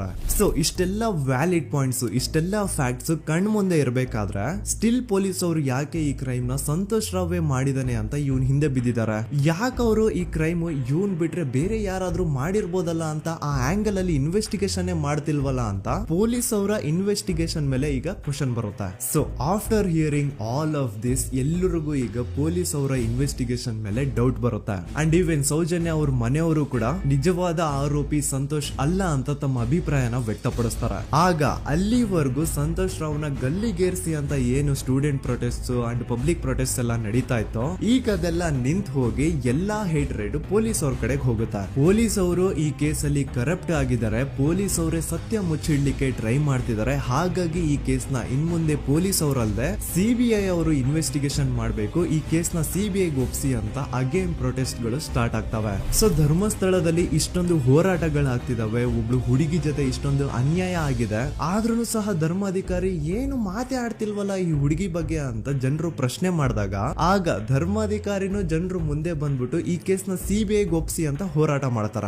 ನಂತರ ಈ ಒಂದು ಕೇಸು ಪೊಲೀಸ್ ಅವರಿಂದ ಸಿಬಿಐ ಕೈಗೆ ಹೋಗುತ್ತೆ. ಸಿಬಿಐ ಕೈಗೆ ಹೋಗಿದ ತಕ್ಷಣ ಇಲ್ಲೇನು ಸತ್ಯ ಹೊರಗ್ ಬಂದಿಲ್ಲ. ಆ ಸಿಬಿಐ ಅವರು 3-4 ವರ್ಷ ಟೈಮ್ ತಗೊಂಡು ಮತ್ತೆ ಈ ಒಂದು ಕೇಸ್ ನ ರೀ ಇನ್ವೆಸ್ಟಿಗೇಷನ್ ಮಾಡ್ತಾರ. ಆದ್ರೆ ಅಲ್ಲೇನು ಇನ್ವೆಸ್ಟಿಗೇಷನ್ ಮಾಡ್ಲಿಕ್ಕೆ ಉಳ್ದೇ ಇರಲ್ಲ. ಆ ಪೊಲೀಸ್ ಅವರು ಅವ್ರ ಕೈಯಲ್ಲಿ ಈ ಕೇಸು ಇದ್ದಷ್ಟು ದಿನ ಎಷ್ಟಾಗುತ್ತೋ ಅಷ್ಟು ಎವಿಡೆನ್ಸ್ ನ ಡಿಸ್ಟ್ರಾಯ್ ಮಾಡ್ಬಿಟ್ಟಿರ್ತಾರ. ಸೊ ಹಾಗಾಗಿ ಅಲ್ಲಿ ಸಿಬಿಐ ಅವ್ರಿಗೆ ಇನ್ವೆಸ್ಟಿಗೇಷನ್ ಮಾಡ್ಲಿಕ್ಕೆ ಏನ್ ಉಳ್ದೇ ಇರಲ್ಲ.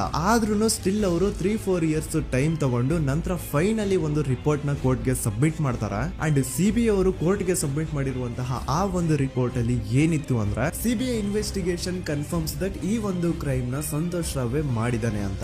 ಆದ್ರೆ ಐರೋನಿ ಈಸ್ ಇದೇ ಒಂದು ರಿಪೋರ್ಟ್ ಅಲ್ಲಿ ಇವ್ರು ಏನ್ ಹೇಳ್ತಾರೆ ಅಂದ್ರೆ ಅವ್ರಿಗೆ ಯಾವುದೇ ತರ ಎವಿಡೆನ್ಸ್ ಸಿಕ್ಕಿಲ್ಲ ಅಂತ. ಯಾಕಂದ್ರೆ ಈ ಸೌಜನ್ಯ ಕೇಸು ಪೊಲೀಸ್ ಅವ್ರ ಕೈಯಲ್ಲಿ ಇದ್ದಾಗ ಪೊಲೀಸ್ ಅವರು ತಮ್ಮ ನಿರ್ಲಕ್ಷ್ಯದಿಂದ ಎಲ್ಲಾ ಎವಿಡೆನ್ಸ್ ನ ಕಳ್ಕೊಂಡ್ಬಿಟ್ಟಿರ್ತಾರ. ಅಂತದ್ರಲ್ಲಿ ಯಾವ ಒಂದು ಆಧಾರದ ಮೇಲೆ ಇವರು ಸಂತೋಷ್ ರಾವ್ ಈ ಕ್ರೈಮ್ ನ ಮಾಡಿದ್ದಾರೆ ಅಂತ ಕ್ವಶನ್ ಮಾಡಿದಾಗ ಸಿಬಿಐ ಅವ್ರ ಕಡೆಯಿಂದ ನೋ ಆನ್ಸರ್. ನೋಡಿ, ಮೊದ್ಲು ಈ ಒಂದು ಕೇಸ್ ನ ಪೊಲೀಸ್ ಅವರು ಇನ್ವೆಸ್ಟಿಗೇಷನ್ ಮಾಡಿ ನಂತರ ಈ ಒಂದು ಕೇಸು ಸಿಬಿಐ ಅವ್ರ ಕೈಗೆ ಹೋಗಿ ಅವರು 3-4 ವರ್ಷ ಟೈಮ್ ತಗೊಂಡು ಇನ್ವೆಸ್ಟಿಗೇಷನ್ ಮಾಡಿ ದೆನ್ ಫೈನಲ್ ರಿಪೋರ್ಟ್ ನ ಕೋರ್ಟ್ ಗೆ ಸಬ್ಮಿಟ್ ಮಾಡೋಷ್ಟ್ರಲ್ಲಿ ಸುಮಾರು 5-6 ವರ್ಷ ಕಳೆದು ಹೋಗಿರುತ್ತೆ. ಅಂಡ್ ಸ್ಟಿಲ್ ಈ ಒಂದು ಕೇಸಲ್ಲಿ ಏನೂ ಕನ್ಕ್ಲೂಷನ್ ಸಿಕ್ಕಿರಲ್ಲ. ಎವ್ರಿ ಇಯರ್ ಸೌಜನ್ಯನ ಬರ್ತ್ಡೇ ಇದ್ದಾಗ ಅಥವಾ ತಿಥಿ ಇದ್ದಾಗ ಅವಳನ್ನ ನೆನೆಸ್ಕೊಂಡು ಅವಳ ಹೆಸರಲ್ಲಿ public protest and student protest ನಡೀತಾನೆ ಇರ್ತವೆ. ಸೊ ಒಂದು ದಿನ ಈ ಒಂದು ಪ್ರೊಟೆಸ್ಟ್ ಗಳ ನ್ಯೂಸ್ ಗಿರೀಶ್ ಮುಟ್ಟಣ್ಣನವರ ಗಮನಕ್ಕೆ ಬರುತ್ತೆ. ಯಾರು ಈ ಗಿರೀಶ್ ಮುಟ್ಟಣ್ಣನವರ ಅಂದ್ರೆ ಇವರು very honest X police man. ನೀವು ನಂಬಲ್ಲ, ಇವ್ರು ಪೊಲೀಸ್ ಆಫೀಸರ್ ಇದ್ದಾಗ ಪಬ್ಲಿಕ್ ಅಲ್ಲಿ ಒಬ್ಬ MLA ಹೊಡೆದಿರ್ತಾರ. ಅಷ್ಟೇ ಅಲ್ಲ, ಪೊಲೀಸ್ ಡಿಪಾರ್ಟ್ಮೆಂಟ್ ಅಲ್ಲಿ ಕರಪ್ಷನ್ ಇದೆ, ಕರಪ್ಷನ್ ಇದ್ದಿದ್ ಕಡೆ ನಾನ್ ಇರಲ್ಲ ಅಂತ ಹೇಳ್ಬಿಟ್ಟು ತಮ್ಮ ಪೊಲೀಸ್ ಡ್ಯೂಟಿನ ಬಿಟ್ಬಿಟ್ಟು ಈಗ ಸಮಾಜದಲ್ಲಿ ಏನೇ ಅನ್ಯಾಯ ಆಗಿದ್ರು ಅದ್ರ ಅಗೇನ್ಸ್ಟ್ ವಾಯ್ಸ್ ರೈಸ್ ಮಾಡ್ತಿದಾರ. ಸೊ ಈ ಗಿರೀಶ್ ಮುಟ್ಟಣ್ಣನವರಿಗೆ ಸೌಜನ್ಯ ಕೇಸ್ ಬಗ್ಗೆ ಗೊತ್ತಾದಾಗ ಅವ್ರಿಗೆ ಈ ಕೇಸು ತುಂಬಾನೇ ಕಾಡುತ್ತೆ.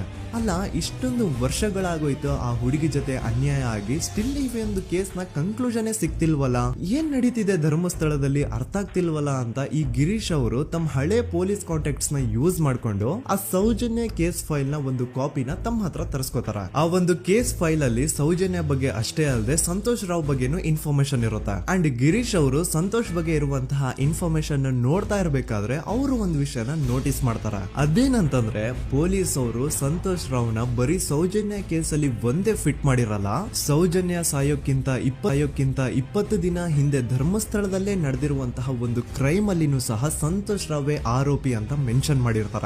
ಸೊ ಸೌಜನ್ಯ ಕೇಸ್ ಬಿಟ್ಟು ಆ ಇನ್ನೊಂದು ಕೇಸ್ ಯಾವುದು, ಅದಕ್ಕೂ ಸಂತೋಷ್ಗೂ ಏನ್ ಸಂಬಂಧ, ಅದ್ರಲ್ಲಿ ಯಾಕೆ ಸಂತೋಷ್ನ ಪೊಲೀಸ್ ಅವರು ಫಿಟ್ ಮಾಡಿದ್ರು ಅಂತ ಪ್ರತಿಯೊಂದು ಹೇಳ್ತೀನಿ. ಆದ್ರೆ ನಾನಿಲ್ಲಿ ಯಾರ್ದು ರಿಯಲ್ ನೇಮ್ಸ್ ನ ಬಳಸಲ್ಲ. ಯಾಕಂದ್ರೆ ಮುಂದೆ ಕೇಸಲ್ಲಿ ತುಂಬಾ ದೊಡ್ಡ ಪವರ್ಫುಲ್ ವ್ಯಕ್ತಿಗಳ ಹೆಸರುಗಳು ಬರ್ತವೆ. ಅಂಡ್ ನನ್ ವಿಡಿಯೋ ಯೂಟ್ಯೂಬ್ ಇಂದ ಡಿಲೀಟ್ ಆಗೋದು ನನ್ಗೆ ಇಷ್ಟ ಇಲ್ಲ. ಹಾಗಾಗಿ ನಾನಿಲ್ಲಿ ಯಾರ್ದು ರಿಯಲ್ ನೇಮ್ಸ್ ನ ಬಳಸ್ತಿಲ್ಲ. ಬಟ್ ಯಾರ ಬಗ್ಗೆ ಹೇಳ್ತಿದ್ದೀನಿ ಅಂತ ಒಂದ್ ಸ್ವಲ್ಪ ನೀವೇ ಅರ್ಥ ಮಾಡ್ಕೊಳ್ಳಿ.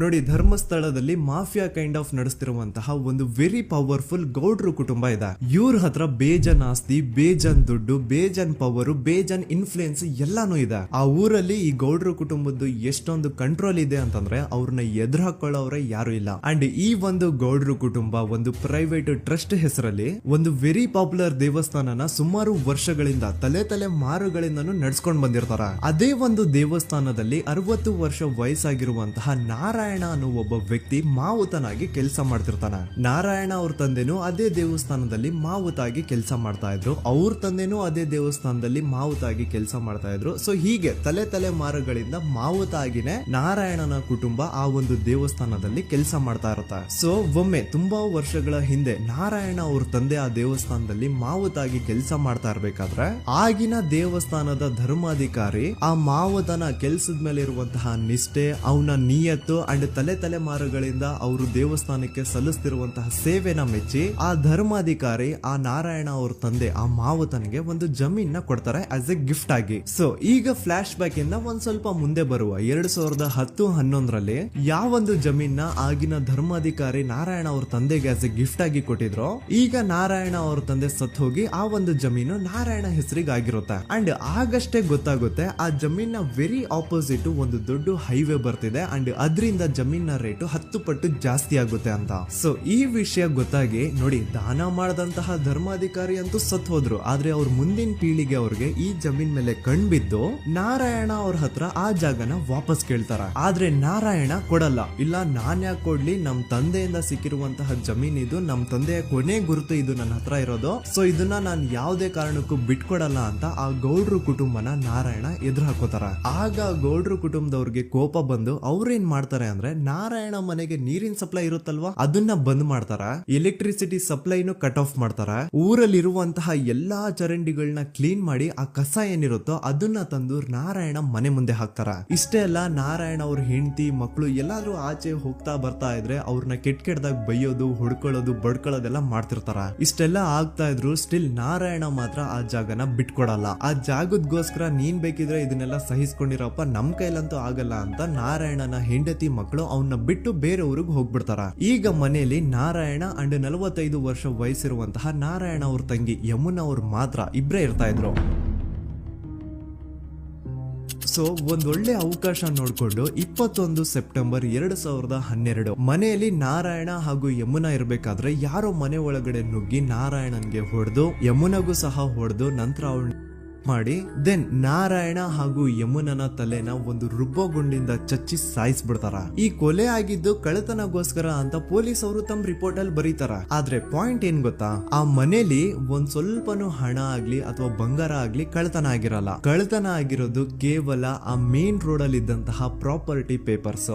ಎಂತ ಕೋಇನ್ಸಿಡೆನ್ಸ್ ನೋಡಿ, ಯಾವ ಒಂದು ಜಮೀನಿನ ಪತ್ರ ನಾರಾಯಣ ಮನೆಯಿಂದ ಕಳ್ಳತನ ಆಗಿದ್ವೋ ಅದೇ ಒಂದು ಜಮೀನಲ್ಲಿ 10 ವರ್ಷ ಆದ ನಂತರ ಒಂದು ದೊಡ್ಡ ಹೋಟೆಲ್ ಸ್ಥಾಪನೆ ಆಗುತ್ತೆ ಅಂಡ್ ಆ ಹೋಟೆಲ್ ನ ಇನಾಗ್ರೇಷನ್ ಗೆ ಚಿಕ್ಕ ಗೌಡ್ರು ಬರ್ತಾರ. ಸೊ ಈಗೇನು ನಾರಾಯಣ ಹಾಗೂ ಯಮುನನ ಕೊಲೆ ಆಗಿದ್ಯೋ ಇದಾಗಿದ್ದು 20 ದಿನ ಆದ್ಮೇಲೆ ಸೌಜನ್ಯ ಜೊತೆ ಅಂತ ನಿರ್ದಯ ಘಟನೆ ಆಗಿದ್ದು. ಸೊ ಪೊಲೀಸ್ ಅವರು ಸೌಜನ್ಯ ಕೇಸಲ್ಲಿ ಸಂತೋಷ್ ರಾವ್ನ ಫಿಟ್ ಮಾಡೋದಲ್ದೆ ಈ ಒಂದು ನಾರಾಯಣ ಹಾಗೂ ಯಮುನಾ ಕೇಸಲ್ಲೂ ಸಹ ಸಂತೋಷ್ ರಾವ್ನೆ ಫಿಟ್ ಮಾಡಿರ್ತಾರ. ಇಲ್ಲಿ ಡೇಟ್ಸ್ ನ ಸ್ವಲ್ಪ ನೆನ್ಪಿಟ್ಕೊಳ್ಳಿ. ನಾರಾಯಣ ಹಾಗೂ ಯಮುನನ ಕೊಲೆ ಆಗಿದ್ದು 21 ಸೆಪ್ಟೆಂಬರ್ 2012 ಅಂಡ್ ಸಂತೋಷ್ ರಾವ್ ಧರ್ಮಸ್ಥಳ ಬಂದಿದ್ದು 9 ಅಕ್ಟೋಬರ್ 2012, 20 ದಿನ ಆದ್ಮೇಲೆ. ಸೊ ನಾರಾಯಣ ಹಾಗೂ ಯಮುನನ ಕೊಲೆ ಆದಾಗ ಊರಲ್ಲೇ ಇಲ್ದೆ ಎಲ್ಲೋ ಶೃಂಗೇರಿಯಲ್ಲಿ ಯಾವುದೋ ಒಂದು ಹೋಟೆಲ್ ಅಲ್ಲಿ ಕೆಲಸ ಮಾಡ್ತಿದ್ದಂತಹ ಸಂತೋಷ್ ರಾವ್ ಹೇಗೆ ಈ ಒಂದು ಕೇಸಲ್ಲಿ ಆರೋಪಿ ಆಗ್ತಾನೆ? ಸೊ ಇದೇ ಒಂದು ಪಾಯಿಂಟ್ ನ ನೋಟಿಸ್ ಮಾಡಿ ಗಿರೀಶ್ ಮುಟ್ಟಣ್ಣನವರು ಧರ್ಮಸ್ಥಳಕ್ಕೆ ಬಂದು ಸಂತೋಷ್ ನ ಲಾಯರ್ ಜೊತೆ ಡಿಸ್ಕಸ್ ಮಾಡ್ತಾರ.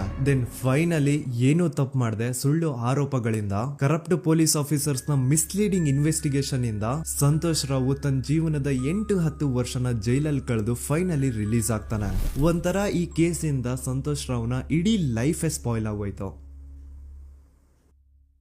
ಈಗ ಸಂತೋಷ್ ರಾವ್ ರಿಯಲ್ ಆರೋಪಿ ಅಲ್ಲ ಅಂತ ಕೋರ್ಟ್ ಅಲ್ಲಿ ಪ್ರೂವ್ ಆಯ್ತು. ಹಾಗಿದ್ರೆ ರಿಯಲ್ ಆರೋಪಿ ಯಾರು? ಪೊಲೀಸ್ ಅವರು ಯಾಕೆ ಕೇಸಲ್ಲಿ ಇಷ್ಟೊಂದು ಅನ್ಫೇರ್ ಇನ್ವೆಸ್ಟಿಗೇಷನ್ ಮಾಡಿದ್ರು?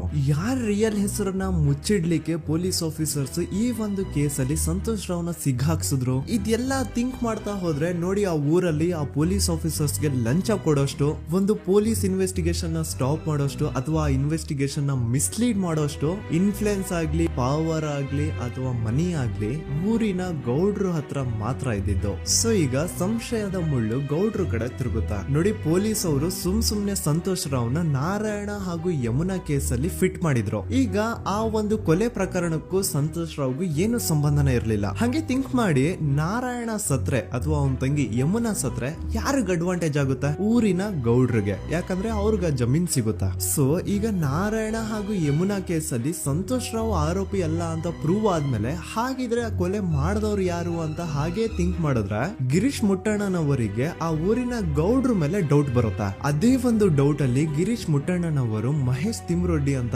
ಇನ್ನೊಬ್ರ ಜೊತೆ ಸೇರ್ಕೊಂಡು ಈ ಹಿಂದೆ ಆ ಒಂದು ಊರಲ್ಲಿ, ಆ ಧರ್ಮಸ್ಥಳದಲ್ಲಿ ಈ ಊರಿನ ಗೌಡ್ರು ಯಾವ್ದಾವ್ದೆಲ್ಲ ಕ್ರೈಮ್ಗಳು ಮಾಡಿದಾರೆ ಅಂತ ಊರಿನ ಜನರಿಂದ ತಿಳ್ಕೊತಾರ. ನಂತರ ಆ ಊರಿನ ಜನ ಯಾವ್ದಾವ್ದೆಲ್ಲ ಮ್ಯಾಟರ್ಸ್ ಹೇಳಿದ್ರು ಆ ಕೇಸ್ ಫೈಲ್ಸ್ ನೆಲ್ಲ ತಿರುಗಿಸಿ ಮುರುಗಿಸಿ ನೋಡಿದಾಗ ನೀವು ನಂಬಲ್ಲ, ಸೌಜನ್ಯ ಕೇಸ್ ಏನೇನು ಅಲ್ಲ, ಅದಕ್ಕಿಂತ ಭೀಕರ ಕೊಲೆಗಳು ಧರ್ಮಸ್ಥಳದಲ್ಲಿ ಆಗಿವೆ. ಅಂಡ್ ಎಲ್ಲಾ ಕೊಲೆಗಳ ಹಿಂದೆ ಗೌಡ್ರು ಕುಟುಂಬದ್ದೇ ಕೈ ಇದೆ ಅಂತ ಎದ್ದು ಕಾಣಿಸುತ್ತೆ.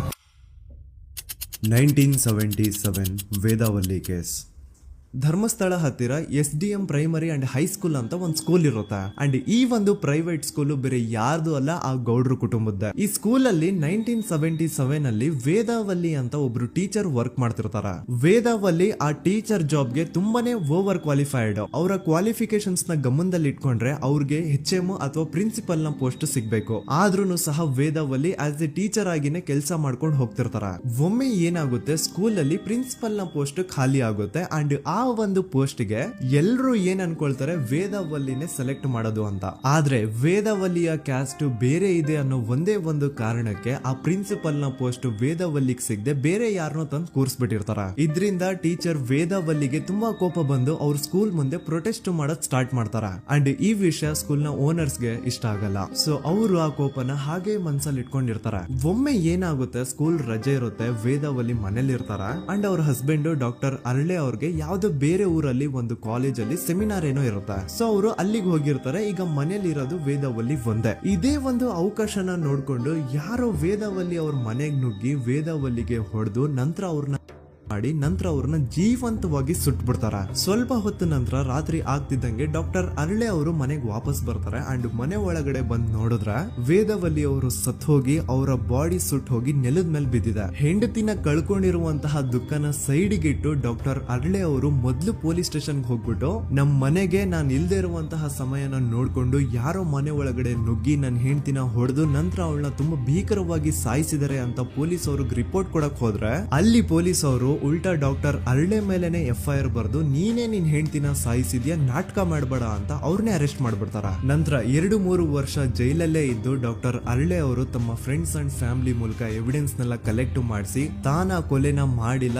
ತಾನ್ ತನ್ನ ಹೆಂಡತಿನ ಸಾಯಿಸಿಲ್ಲ ಅಂತ ಕೋರ್ಟ್ ಅಲ್ಲಿ ಪ್ರೂವ್ ಮಾಡ್ಕೊಂಡು ಜೈಲಿಂದ ರಿಲೀಸ್ ಆಗ್ತಾರ. ಸೊ ಈಗ ಡಾಕ್ಟರ್ ಅರಳೆ ಅವರು ಈ ಒಂದು ಕ್ರೈಮ್ ನ ಮಾಡಿಲ್ಲ ಅಂತಂದ್ರೆ ವೇದಾವಲ್ಲಿನ ಅಷ್ಟು ಭೀಕರವಾಗಿ ಸಾಯಿಸಿದವ್ರು ಯಾರು, ಈ ವಿಷಯ ಇವತ್ತಿನವರೆಗೂ ಗೊತ್ತಾಗಿಲ್ಲ.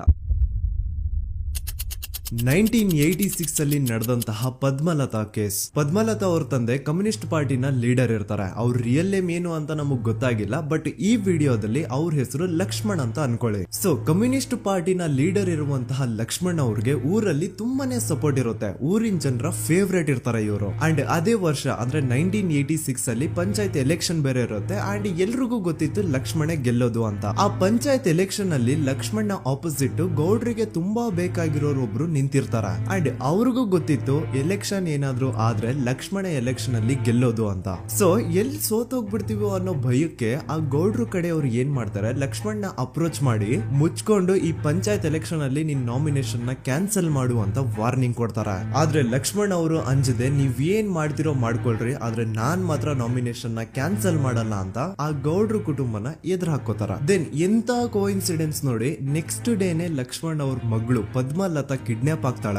ಸುಮಾರು 56 ದಿನ ಅವಳನ್ನ ಯಾರೋ ಕಿಡ್ನಾಪ್ ಮಾಡ್ತಾರೆ. ಅಂಡ್ ಆ 56 ದಿನ ಡೈಲಿ ಅವಳನ್ನ ಶೋಷಣೆ ಕೂಡ ಮಾಡ್ತಾರ. ನಂತರ 56 ದಿನ ಆದ್ಮೇಲೆ ಪದ್ಮಲತನ ಬಾಡಿ ನೇತ್ರಾವತಿ ನದಿಲಿ ತೇಲ್ತಾ ಸಿಗುತ್ತಾ. ಆಸ್ ಎಕ್ಸ್ಪೆಕ್ಟೆಡ್ ಈ ಕೇಸಲ್ಲೂ ಪೊಲೀಸ್ ಅವ್ರ ಕಡೆಯಿಂದ ಪ್ರಾಪರ್ ಇನ್ವೆಸ್ಟಿಗೇಷನ್ ಆಗಲ್ಲ. ಅಂಡ್ ಯಾರ್ ಪದ್ಮಲತನ ಕಿಡ್ನಾಪ್ ಮಾಡಿದ್ರು, ಯಾರು ಅವಳನ್ನ 15 ದಿನವರೆಗೂ ಶೋಷಣೆ ಮಾಡಿ ನಂತರ ಅವಳನ್ನ ಅಷ್ಟು ಭೀಕರವಾಗಿ ಸಾಯಿಸಿದ್ರು ಅಂತ ಇವತ್ತಿನ ದಿನದವರೆಗೂ ಗೊತ್ತಾಗಿಲ್ಲ. ಮತ್ತೆ ನಮಗೆ ಗೊತ್ತಾದದು 22ಕ್ಕೆ ಸ್ಕೂಲ್ ಡೇ 56 ದಿನ ಕಳೆದು ಹೊಳೆಯಲ್ಲಿ ಜನ ಉಂಟು ಎಂದು ಕೇಳಿ ಪೊಲೀಸಿನವರು ಬರುವಾಗ ಬಂದು ಹೇಳುವಾಗ ನಮಗೆ ಗೊತ್ತಾಗ ಅವರು ನನ್ನನ್ನು ಕರ್ಕೊಂಡು ಹೋಗಿ ಅಲ್ಲಿ ಹೋಗಿವೆ. ಇನ್ನೊಂದು ಲಾಸ್ಟ್ ಕೇಸ್ ಇದೆ, ಇದು ಅರ್ಲಿ 2000 ಅಲ್ಲಿ ನಡೆದಿರೋದು. ಇವ್ರದ್ದು ಅಷ್ಟಾಗಿ ಡೀಟೇಲ್ಸ್ ನಾನು ಹೇಳಲ್ಲ, ಜಸ್ಟ್ ಮೇಲ್ ಹೇಳ್ತೀನಿ. 2000 ಇಸ್ವಿಯಲ್ಲಿ ಧರ್ಮಸ್ಥಳದಲ್ಲಿ 2 ಫಿನಾನ್ಸ್ ಬ್ಯಾಂಕ್ ಇರ್ತಾವೆ. ಒಂದು ಅಗೇನ್ ರಿಯಲ್ ನೇಮ್ ತಗೊಳ್ಳೋದು ಬೇಡ, ಲೈಕ್ ಜಸ್ಟ್ ಸಹಕಾರ ಗ್ರಾಮೀಣ ಬ್ಯಾಂಕ್ ಅನ್ಕೊಳ್ಳಿ. ಅಂಡ್ ಇನ್ನೊಂದು ಬಂದ್ಬಿಟ್ಟು SDM ಫೈನಾನ್ಸ್ ಪ್ರೈವೇಟ್ ಲಿಮಿಟೆಡ್. ಈ SDM ಫೈನಾನ್ಸ್ ಪ್ರೈವೇಟ್ ಲಿಮಿಟೆಡ್ ಬಂದು ಗೌಡ್ರು ಕುಟುಂಬ ಅವ್ರಿಗೆ ಸೇರಿದ್ದು. ಆ ಕಡೆ ಇವ್ರ ಆಪೋಸಿಟ್ ಏನದು ಗ್ರಾಮೀಣ ಬ್ಯಾಂಕ್ ಇತ್ತು, ಅದರಲ್ಲಿ ಒಬ್ಬ ಮ್ಯಾನೇಜರು ಬಡವರಿಗೆ ಸಹಾಯ ಆಗ್ಲಿ ರೈತರಿಗೆ ಸಹಾಯ ಆಗ್ಲಿ ಅಂತ ತುಂಬಾ ಕಡಿಮೆ ಬಡ್ಡಿಗೆ ಲೋನ್ ಕೊಡ್ತಿರ್ತಾನೆ. ಇದ್ರಿಂದಾಗಿ ಧರ್ಮಸ್ಥಳದಲ್ಲಿ ಆಲ್ಮೋಸ್ಟ್ ಎಲ್ಲಾ ಕಸ್ಟಮರ್ಸ್ ಆ ಗ್ರಾಮೀಣ ಬ್ಯಾಂಕ್ ಕಡೆಗೆ ಹೋಗ್ತಿರ್ತಾರೆ. SDM ಫೈನಾನ್ಸ್ ಪ್ರೈವೇಟ್ ಲಿಮಿಟೆಡ್ ಕಡೆಗೆ ಯಾರು ಬರ್ತಿರಲ್ಲ. ಇದ್ರಿಂದ ಗೌಡ್ರಿಗೆ ಲಾಸ್ ಆಗ್ತಿರುತ್ತ. ಸೊ ಅವ್ರೇನ್ ಮಾಡ್ತಾರೆ, ಆ ಗ್ರಾಮೀಣ ಬ್ಯಾಂಕ್ ನ ಮ್ಯಾನೇಜರ್ ಏನಿದ್ನೋ ಅವನ್ಗೆ ಒಂದು ಸ್ವೀಟ್ ವಾರ್ನಿಂಗ್ ಕೊಡ್ತಾರ. ಮುಚ್ಕೊಂಡು ಇನ್ಮೇಲೆಯಿಂದ ನಿನ್ ಲೋನ್ಸ್ ಕೊಡೋದನ್ನ ನಿಲ್ಸ್ಬಿಡು. ಇನ್ ಕೇಸ್ ಲೋನ್ ಕೊಟ್ರು ನಾವ್ ಯಾವ ಇಂಟ್ರೆಸ್ಟ್ ರೇಟ್ ಗೆ ಲೋನ್ ನ ಕೊಡ್ತಾ ಇದೀವೋ ಅದೇ ರೇಟ್ಗೆ ನೀನು ಕೊಡುವ ಅಂತ ಫೋರ್ಸ್ ಮಾಡ್ತಾರ. ಆದ್ರೆ ಆ ಗ್ರಾಮೀಣ ಬ್ಯಾಂಕ್ ನ ಮ್ಯಾನೇಜರ್ ಇದ್ಯಾವುದನ್ನು ಕಿವಿಗೆ ಹಾಕೊಳ್ಳಾರ್ದೆ ಅವನ್ ಕೆಲಸ ಅವ್ನ್ ಮಾಡ್ಕೊಂಡು ಹೋಗ್ತಾನ. ದೆನ್ ಸಡನ್ಲಿ ಒಂದು ದಿನ ಬ್ಯಾಂಕ್ ಮ್ಯಾನೇಜರ್ ನ ಹೆಂಡತಿನ ಮನೆ ಒಳಗಡೆನೆ ನುಗ್ಗಿ ಯಾರು ಮಾಡಿ ತುಂಬಾ ಭೀಕರವಾಗಿ ಸಾಯಿಸ್ಬಿಡ್ತಾರ. ಇದ್ರ ರಿಗಾರ್ಡಿಂಗ್ ಆ ಬ್ಯಾಂಕ್ ಮ್ಯಾನೇಜರ್ ಪೊಲೀಸ್ ಸ್ಟೇಷನ್ ಅಲ್ಲಿ ಕಂಪ್ಲೇಂಟ್ ಕೊಡಕ್ ಹೋದ್ರೆ ಪೊಲೀಸ್ ಅವರು ಉಲ್ಟಾ ಆ ಬ್ಯಾಂಕ್ ಮ್ಯಾನೇಜರ್ ಹೆಸರಲ್ಲೇ FIR ಬರ್ದು ನೀನೇ ನಿನ್ ಹೆಂಡತಿನ ಸಾಯಿಸಿದ್ಯಾ ಅಂತ ಅವನ್ನೇ ಅರೆಸ್ಟ್ ಮಾಡ್ಬಿಡ್ತಾರ. ನಂತರ 1-2-3 ವರ್ಷ ಆ ಬ್ಯಾಂಕ್ ಮ್ಯಾನೇಜರ್ ಜೈಲಲ್ಲಿ ಇರ್ತಾನೆ. ಅದಾದ್ಮೇಲೆ ಅವನ ಕ್ರೈಮ್ ನ ಮಾಡಿಲ್ಲ ಅಂತ ಕೋರ್ಟ್ ಅಲ್ಲಿ ಪ್ರೂವ್ ಆಗುತ್ತೆ. ಆದ್ರೆ ರಿಯಲ್ ಕ್ರೈಮ್ ಮಾಡಿದವರು ಯಾರು ಅಂತ still it's A question mark. And ಇನ್ನೊಂದು ನಾರಾಯಣ ಅಂಡ್ ಯಮುನಾ ಕೇಸ್ ಬಗ್ಗೆ ಅಂತೂ ನಾನು ಆಗ್ಲೇ ನಿಮ್ಗೆ ಎಕ್ಸ್ಪ್ಲೇನ್ ಮಾಡಿದೆ. ಸೊ ಎಂತಹ ಕೋ ಇನ್ಸಿಡೆಂಟ್ಸ್ ಗಳು ನೋಡಿ, ಯಾರೆಲ್ಲ ಆ ಧರ್ಮಸ್ಥಳದಲ್ಲಿ ಗೌಡ್ರು ಕುಟುಂಬನ ಎದುರಾಕೊಂಡಿದಾರೋ ಅವ್ರ ಜೀವನದಲ್ಲಿ ಏನೋ ಒಂದು ತುಂಬಾ ದೊಡ್ಡ ದುರಂತ ನಡೆದು ಹೋಗುತ್ತಾ. ಅಂಡ್ ಸರ್ಪ್ರೈಸಿಂಗ್ಲಿ ಅವ್ರ ಕೇಸಲ್ಲಿ ಪೊಲೀಸ್ ಅವ್ರ ಕಡೆಯಿಂದ ಪ್ರಾಪರ್ ಇನ್ವೆಸ್ಟಿಗೇಷನ್ ಆಗಲ್ಲ. ಅಂಡ್ ಯಾರ ಕ್ರೈಮ್ ನ ಮಾಡಿದ್ರು ಅಂತ ಯಾವತ್ತೂ ಹೊರಗ್ ಬರೋದೇ ಇಲ್ಲ. ಸೊ ಈ ಗೌಡ್ರು ಕುಟುಂಬದವರು ಧರ್ಮಸ್ಥಳದಲ್ಲಿ ಬೇಜನ್ ಕರ್ಮಕಾಂಡಗಳನ್ನ ಮಾಡಿದ್ದಾರೆ. ಅಂಡ್ ಅವ್ರ ಪವರ್ ಅಂಡ್ ಅವ್ರಿಗಿರುವಂತಹ ಇನ್ಫ್ಲೂಯೆನ್ಸ್ ಇಂದ